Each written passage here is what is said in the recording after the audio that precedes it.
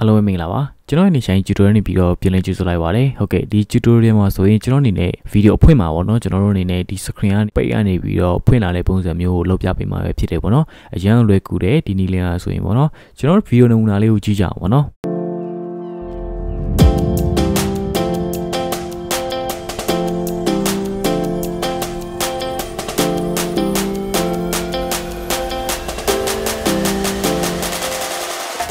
်ခုတွေးမြင်သွားရတယ်ပေါ့နော်ကျွန်တော်နမူနာဗီဒီယိုလေးမှာဆိုရင်ဒီလိုမျိုး screen ပိတ်ကနေပြီးတော့ဖွင့်သွားတဲ့ပုံစံမျိုးကိုကျွန်တော်တို့အနေနဲ့စက်ကားတွေမှာလည်းတွေ့ရမယ် music video တွေမှာလည်းတွေ့ရမှာပေါ့နော်ဒီပုံစံမျိုးလေးကိုမှကျွန်တော်တို့ကနီလန်းလွယ်လွယ်လေးနဲ့လုပ်သွားမှာဖြစ်ပါတယ်ပေါ့နော် Okay ဒါဆိုရင်ကျွန်တော်တို့ပထမဆုံးအနေနဲ့ကျွန်တော်တို့ project တစ်ခုကိုဖန်တီးပြီးတော့ကျွန်တော်တို့ video တစ်ပုဒ်ကိုထည့်လိုက်ပါပေါ့နော်ကျွန်တော်တို့က effect တွေကိုသွားမယ် effect တွေမှာမှကျွန်တော်တို့ကဘာ effect ကိုရှာမလဲဆိုရင်တော့ crop ဆိုတဲ့ effect ပဲဖြစ်ပါတယ် crop ပေါ့နော်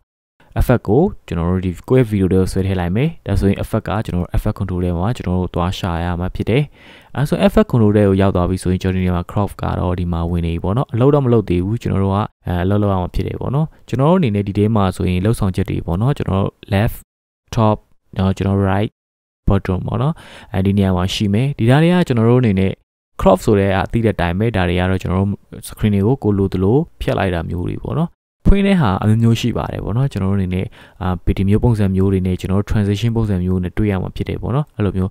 left နဲ့ကျွန်တော်တို့ right နဲ့သုံးမယ်ဆိုရင်ကျွန်တော်တို့ဒီလိုမျိုးဥမာဖွင့်လာတယ်ပေါ့နော်တစ်ခုချင်းစီဒီလိုပုံစံမျိုးတွေလည်းရှိတယ်ဒါပေမဲ့ကျွန်တော်အနေနဲ့ပြအောင်မှာခဏကျွန်တော်နမူနာပြအောင်တဲ့ video ဆိုရင်ကျွန်တော်တို့ကအပေါ်နဲ့အောက်ကိုသူပွင့်သွားတာဖြစ်တဲ့အတွက်ကျွန်တော်တို့ကဒီ top နဲ့ bottom နဲ့တောင်းမှာဖြစ်တယ်ဒါဆိုရင်ကျွန်တော်တို့ကဘာရင်လောက်ရမလဲဆိုရင်တော့ဒီ top ကိုကျွန်တော်က90ထားမယ်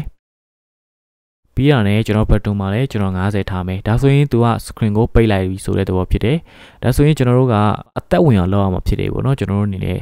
ပိတ်ရနေပြီးတော့ဖွင့်လာတဲ့ပုံစံလောက်မှာဖြစ်တဲ့အတွက်ကျွန်တော်တို့ကဒီထဲမှာ key frame အနေနဲ့ထုတ်ခဲ့ animation လေးနဲ့အသုံးပြုရမှာဖြစ်တယ်ဒါဆိုရင်ကျွန်တော်ဒီမှာ90သတ်မှတ်ပေးထားတယ်90သတ်မှတ်ပေးထားတယ်ဒါဆိုရင်ကျွန်တော်ဒီနေရာမှာထုတ်ခဲ့ animation ဆိုတဲ့ဟာလေးကိုကျွန်တော်တို့နှိပ်လိုက်မယ်ဆိုရင်ကျွန်တော်ဒီမှာ point တွေတစ်ခုကြာလာမယ်တူပဲသူ့ကို point တူထားမယ်အဲဆိုရင်ကျွန်တော် shape ကိုလိုသလောက်ပေါ့နော်ဥမ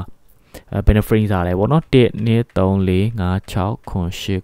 10 okay 10ဒါဆိုရင်ကျွန်တော်ဒီနေရာမှာပြန်ပြီးတော့ထားမှာတော့ကျွန်တော်3ညထားခြင်းလည်းရတယ်နောက်တစ်ခုအနေနဲ့ကျွန်တော်တို့က3ညထားမယ်ဆိုရင်တော့သူကအပြည့်ပဲပြန်ဖြစ်သွားတာပေါ့နော်အဲ့လိုမျိုးပုံစံမျိုးလာမှာပေါ့နော်အနေနဲ့အမြန်ဘယ်မှာမူတည်လဲဆိုတော့ကျွန်တော်တို့အနေနဲ့ဒီနေရာမှာ point ဒီဘက် channel နဲ့အရှင်းနဲ့အနောက်နဲ့ကအရန်နီးနေတယ်ဒီလိုနီးလေကျွန်တော်တို့ကအမြန်လေးပဲဖြစ်တယ်ပေါ့နော်ဒါဆိုရင်ဝေးလေသူကအကွာဝေးလေ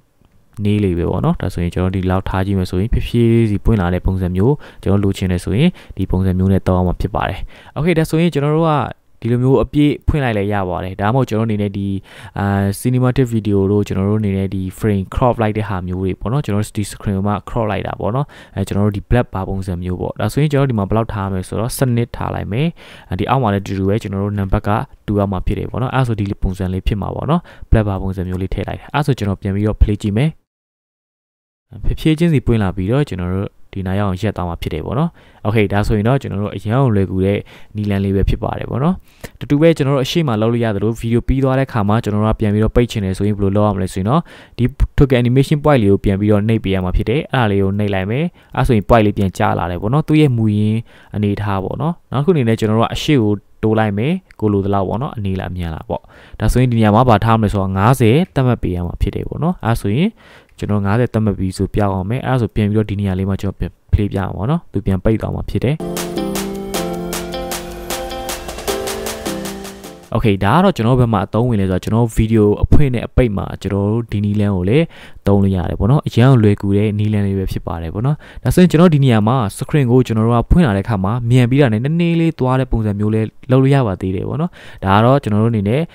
ဒီပုံမှန်ရိုးလေးနဲ့ပေါ့နော်โอเคဖွင့်နေဒီထိပြီးသွားတယ်ဒါပေမဲ့ကျွန်တော်အနေနဲ့ဒီနောက်ထပ်တစ်ခုတက်ပြမှာတော့ပေါ့နော်ကျွန်တော်တို့ screen နည်းနည်းလေးမြန်ပြီးရတယ်နေဝါပုံစံမျိုးလုပ်မယ်ပေါ့နော်ဒါဆိုရင်ကျွန်တော်ဒီအနောက်က point တစ်ခုကို select မှတ်ပြီးတော့ right click နှိပ်မယ်ပြီးတော့ဒီနေရာမှာ each in ပေါ့နော်အဲ့ဒါလေးကိုနှိပ်မယ်အနောက်ကတစ်ခုကိုလည်းကျွန်တော်တို့ right click နှိပ်ပြီးတော့ each out ပေါ့နော်ဒါကိုအောက်ပေးမယ်ဒါ in ပေါ့အဲ့ဆိုရင်ဒီ dot လေးကများလေးကိုဖွင့်မယ်တူပဲဒီအောက်က button မှာလည်းများလေးကိုဖွင့်မယ်အဲ့ဆိုရင်ကျွန်တော်ဒီနောက်မှာ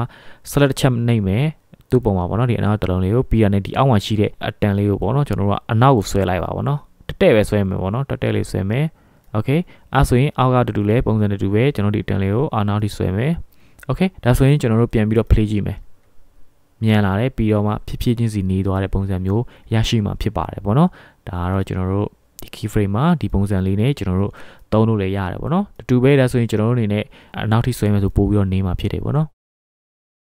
ဒီမှာတစ်ချက်မြန်သွားတာတစ်ချက်မြန်ပြီးတော့နေသွားတယ်ပေါ့နော်အဲ့လိုပုံစံမျိုးလေးတွေပေါ့ဒါကျွန်တော်တို့ဒီလိုပုံစံလေးနဲ့အလွယ်တကူအသုံးပြုလို့ရပါတယ်ဒါကတော့ Adobe Premiere မှာရှိတဲ့ဒီ effect တွေကပေါ့နော် crop ကိုသုံးပြီးတော့ကျွန်တော်တို့အလွယ်တကူဒီ open ပေါ့နော်ကျွန်တော်တို့ video အဖွင့်အပိတ်ပုံစံလေးကိုကျွန်တော်လောက်သွားတာပဲဖြစ်ပါတယ်ပေါ့နော်ဒါဆိုရင်ဒီ tutorial ကတော့ဒီလောက်ပါပဲအားလုံးဒီ video လေးကိုကြိုက်နေတတ်မယ်လို့ကျွန်တော်အနေနဲ့မျှော်လင့်ပါတယ်ဒါဆိုရင်ပေါ့နော်နောက်ထပ် video အသစ်တွေလည်းဆက်လုပ်သွားမှာဖြစ်တဲ့အတွက်ကျွန်တော်ရဲ့ channel လေးကိုလည်း subscribe လုပ်သေးတဲ့သူတွေဆိုရင်လည်း subscribe လုပ်သွားပေးဖို့တောင်းဆိုချင်ပါတယ်ဟုတ်ကဲ့ကျေးဇူးတင်ပါတယ်